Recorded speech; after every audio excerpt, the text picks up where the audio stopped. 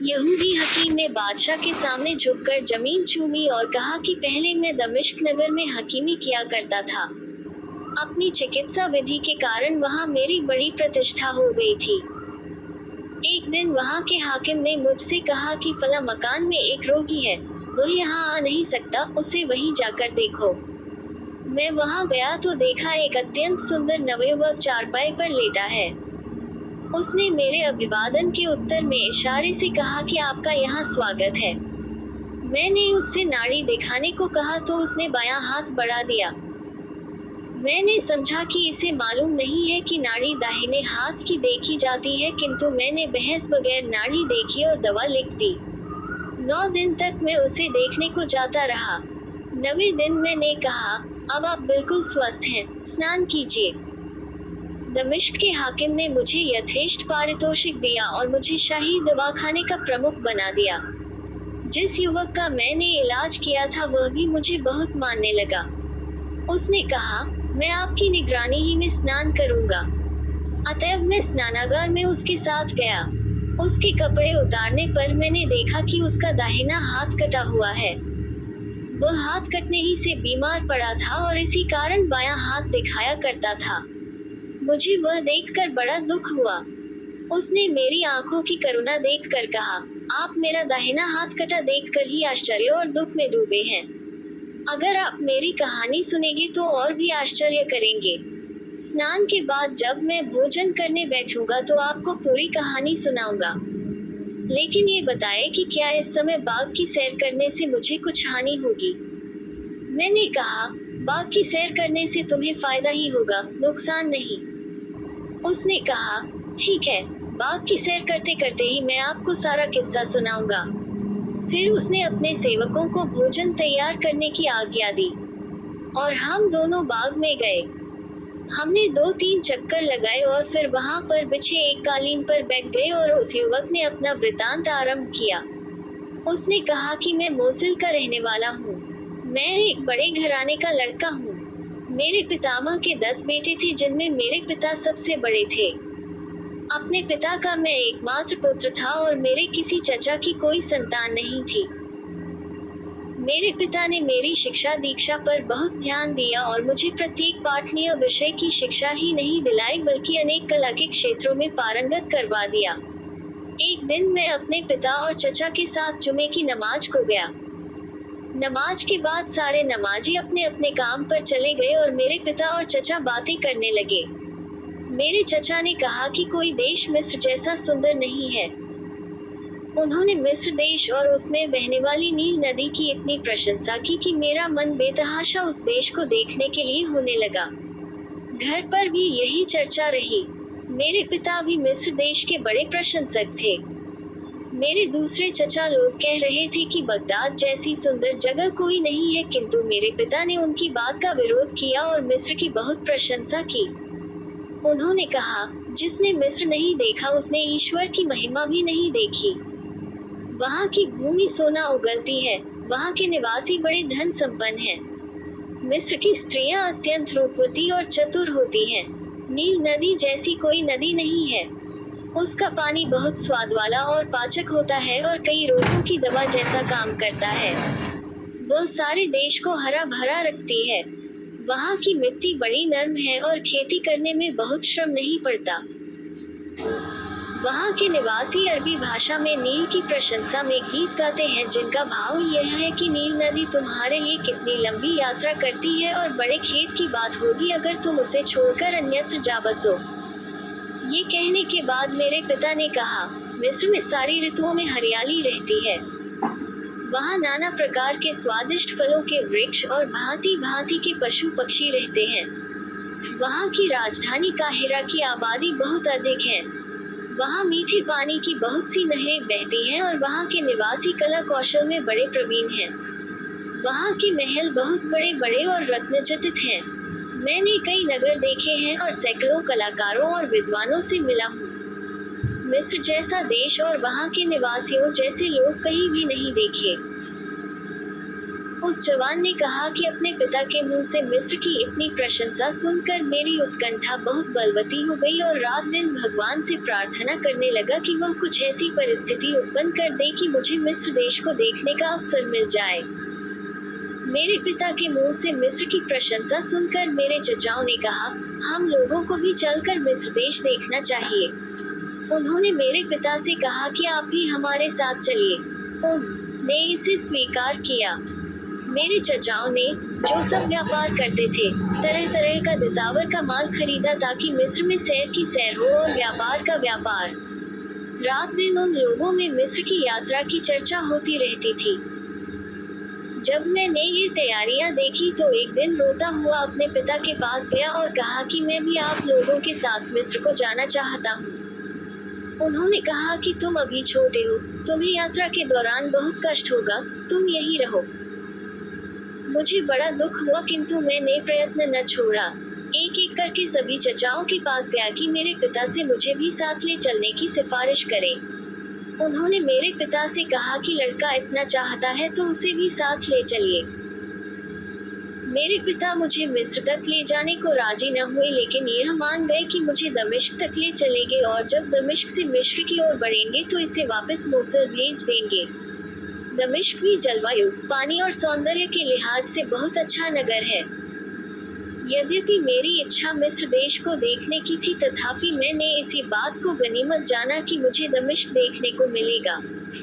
कुछ दिन बाद मैं अपने पिता और चचाओं के साथ विदेश यात्रा पर चल पड़ा।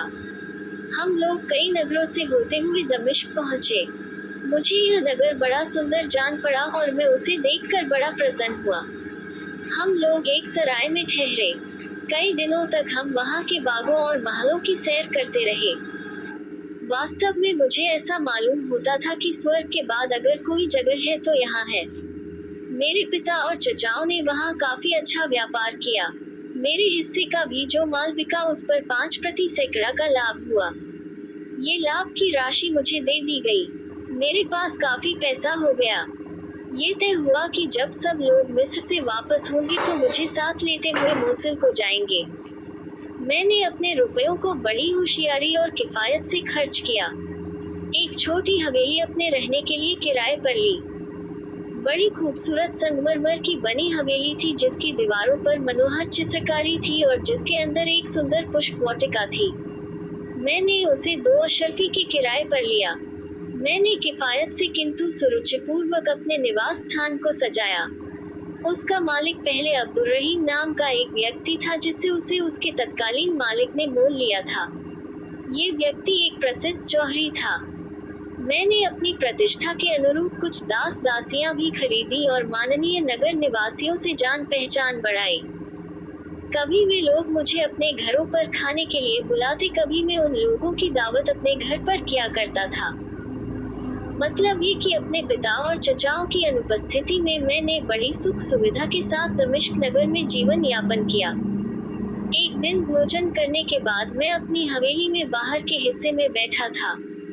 इतने में एक स्त्री आई जो अति मूल्यवान वस्त्रों और आभूषणों से सुसज्जित थी।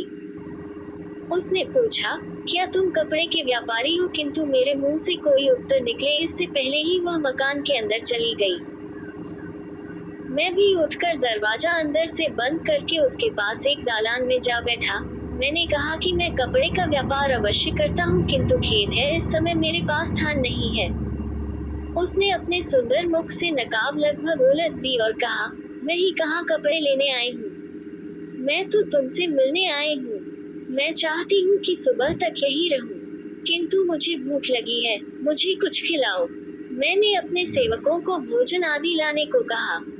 वे भोजन के साथ फल आदि भी लाए, जिन्हें मैं भी इस रमणी का साथ देने के लिए मैं खाने लगा। आधी रात तक हम लोग इसी प्रकार बातचीत करते रहे, फिर हम एक साथ सोने के लिए चले गए। सुबह मैंने 10 अशर्फियां निकाल कर उसे दी, किंतु उसने उन्हें लेने से इनकार ही नहीं किया, बल्कि 10 अशर्फियां मुझे दी। मैंने जब कहा कि मैं तुम्हारा धन नहीं लूंगा बल्कि तुम्हें अशर्फियां जरूर दूंगा, वह बोली, मैं तो रोज तुम्हारे पास आने को सोचती थी, किंतु अगर तुम मेरी बात न मानोगे और अपनी बात पर अड़े रहोगे तो मैं न आऊंगी। इस बार मजबूर होकर मुझे उससे अशर्फियाँ लेनी पड़ी और वह चली गई। शाम को वह फिर आए और हम लोगों ने रात भर राग रंग किया और दूसरी सुबह वह फिर मुझे 10 अशर्फियाँ देकर कहने लगी कि आज शाम को फिर आऊंगी। तीसरी रात को जब हम दोनों मदिरा के नशे में आलिंगनबद्ध थे तो उसने मुझसे पूछा, प्यारे, तुम मुझे सुंदर समझते हो या नहीं? मैंने कहा, तुम कैसी बातें कर रही हो? क्या तुम अपने लिए मेरे प्रेम को नहीं जानती? मैं तुम्हें संसार की सर्वश्रेष्ठ सुंदरी मानता हूँ। वह हंसकर कहने लगी, ये बेकार की बात है। मेरी एक सहेली मुझसे कहीं अधिक सुंदर है। उसे एक बार देखोगे, मेरी ओर मुंह भी नहीं करोगे। वह मुझसे आयु में भी कम है और बड़ी कोमल है। उसे भी तुम्हें देखने की बड़ी लालसा है। मैं उसे यहाँ लाऊंगी। मैंने कहा, मैं तो तुम्हें ही चाहता हूँ। तुम चाहो तो उसे ले आओ, लेकिन मैं प्रेमी तो तुम्हारा ही रहूंगा। उस स्त्री ने कहा, तुमने जो कहा है उस पर दृढ़ रहना। मैं उसे सामने लाकर तुम्हारी परीक्षा लूंगी। ये कहकर वह स्त्री विदा हुई। उस दिन उसने मुझे 50 अशर्फियाँ दी जो मुझे लेनी पड़ी।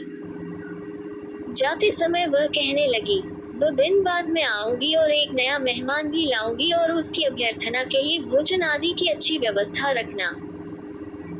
जिस दिन की बात तय हुई थी उस दिन मैंने घर की सफाई करवाई, फर्श वगैरह झड़वाया और नाना प्रकार के फल तथा खाद्य सामग्री घर में तैयार रखी। शाम को दोनों स्त्रियां आईं। उन्होंने अपने चेहरों से नकाब उतार लिए। वास्तव में पहली स्त्री से नई स्त्री हर बात में सवाई थी। अगर पहली पर एक बार नजर जाती थी तो दूसरी पर बार बार जाती थी। उसका सौंदर्य इतना मनमोहक था कि नजर उस पर से हटती ही नहीं थी। जब उसकी प्रेम दृष्टि मुझ पर पड़ती मैं अधीर हो जाता था। मैंने दोनों स्त्रियों के प्रति आभार प्रकट किया कि वे मेरे यहाँ आई।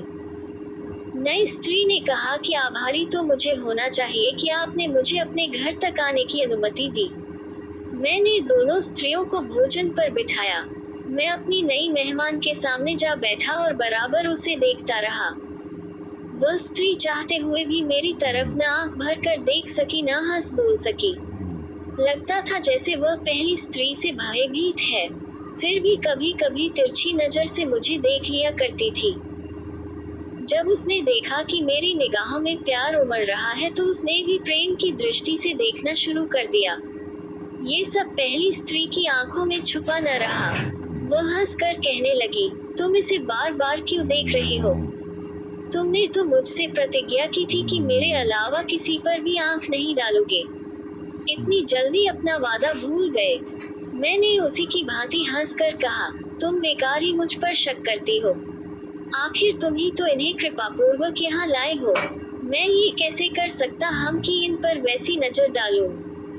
यदि मैं ऐसा करूं तो तुम दोनों के लिए घृणा का पात्र हो जाऊंगा। हम लोग देर तक मद्यपान करते रहे और हमें नशा चढ़ गया।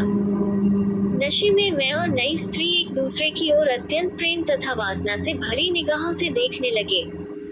ये खुला प्रेम व्यापार देखकर पहली स्त्री ईर्ष्या और द्वेष से जलने भुनने लगी। कुछ देर में वह ये कहकर उठ खड़ी हुई कि मैं अभी आती हूँ। 2-4 क्षणों में मेरे पास बैठी हुई स्त्री के चेहरे का रंग बदल गया और वह मरनासन सी दिखाई देने लगी। मैंने उठकर उसे संभाला कि वह गिर न जाए, किंतु उसने देखते ही देखते मेरी बाहों में दम तोड़ दिया। मैंने घबराकर अपने सेवकों को पुकारा कि इसे संभालो और इसके साथ आई हुई स्त्री को बुलाओ। उन्होंने कहा कि वह तो घर से निकलकर फलां गली में चली गई थी। अब मैंने जाना कि यह सब उसी दुष्टा की करतूत है। वह इस बेचारी के अंतिम मदिरा पात्र में विष घोल कर चली गई। इस अचानक आई मुसीबत से मैं बदहवास हो गया। मैं डर के मारे कांपने सा लगा कि अब भगवान ही जाने मुझ पर क्या विपत्ति आए। मैंने सोचा जो होना होगा वह तो होगा ही, पहले लाश को तो ठिकाने लगाया जाए। मैंने सेवकों से कहा कि कमरे का संगमरमर का फर्श होशियारी से धीरे धीरे उखाड़े। उन्होंने ऐसा किया तो मैंने गड्ढा खुदवा कर लाश को उसी गड्ढे में दबा दिया। फिर मैंने अपने साथ सारा धन लिया और सेवकों को विदा करके हवेली में ताला लगाया और ताले को मुहरबंद कर दिया।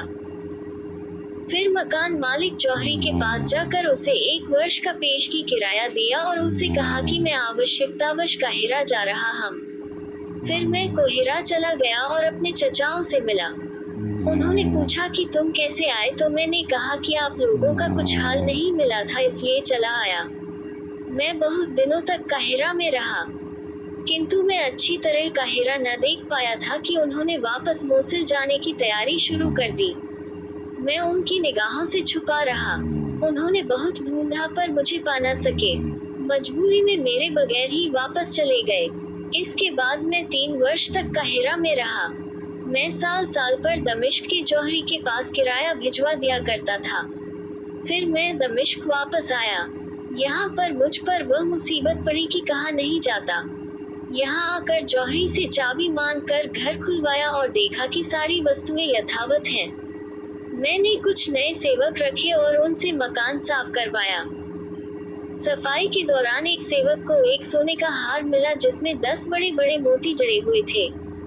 वह मेरे पास ले आया। मैंने पहचाना कि यह वही हार है जो उस नई स्त्री के गले में पड़ा था जिसकी लाश मैंने गड़वाई थी।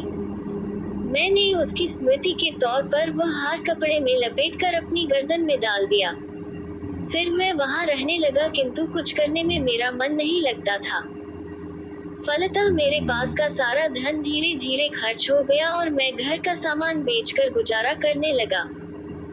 जब सब कुछ बिक गया तो मैंने सोचा कि इस मुक्ताजटित हार को बेचने के सिवा कोई उपाय नहीं है, किंतु मोती उसमें ऐसे लगे थे जिनके मूल्य का मुझे कोई अंदाजा ही नहीं था। फिर भी मैं उसे बेचने पर मजबूर था और उसे बेचकर मैंने बहुत बड़ी मुसीबत मोल ले ली। मैं बाजार में उस हार को लेकर गया तो अपने मकान मालिक जौहरी की दुकान पर जाकर अपना मंतव्य कहा कि मैं एक हार बेचना चाहता हूँ। उसने एक दलाल बुला दिया। मैंने दलाल के साथ जाकर उसे हार दिखाया। उसने कहा कि मुझे भी ऐसे मोतियों का मूल्य नहीं मालूम, आप उसी जौहरी की दुकान पर बैठे, मैं और जौहरियों को यह हार दिखाकर इसका दाम पूछ कर आता हूँ। मैं अपने मकान मालिक की दुकान पर बैठा। कुछ देर में दलाल ने आकर कहा कि इसका मूल्य तो 2000 अशरफियां लगाया गया है, लेकिन इस समय कोई व्यापारी इसे लेने का इच्छुक नहीं है। सिर्फ एक व्यापारी है जो इसे 50 मुद्राओं में लेने को तैयार है। मैंने कहा कि जो दाम मिले उसी पर बेच दो। किंतु जब दलाल उस जौहरी के पास 50 अशरफियों में हार बेचने गया तो जौहरी उसे पकड़कर कोतवाली ले गया और शिकायत लिखाई कि यह आदमी चोरी का हार लाया है, इसलिए इतना सस्ता बेच रहा है। दलाल ने कहा कि मैं तो दलाल हूँ, इसे बेचने वाला तो फला दुकान पर बैठा है, वही इसे 50 अशरफी में बेचने को राजी है। कोतवाल ने मुझे पकड़वा बुलाया। उसने पूछा कि तुम ही यह हार बेच रहे हो। मेरे हाँ कहने पर उसने कहा कि यह चोरी का माल है, इसीलिए सस्ता बेच रहे हो। मेरे इनकार करने पर उसने मुझे इतना पिटवाया कि मुझे लगा मेरी जान ही निकल जाएगी। इसीलिए मैंने घबरा कर कह दिया कि यह चोरी का है। इस पर कोतवाल ने मेरा दाहिना हाथ कटवा दिया।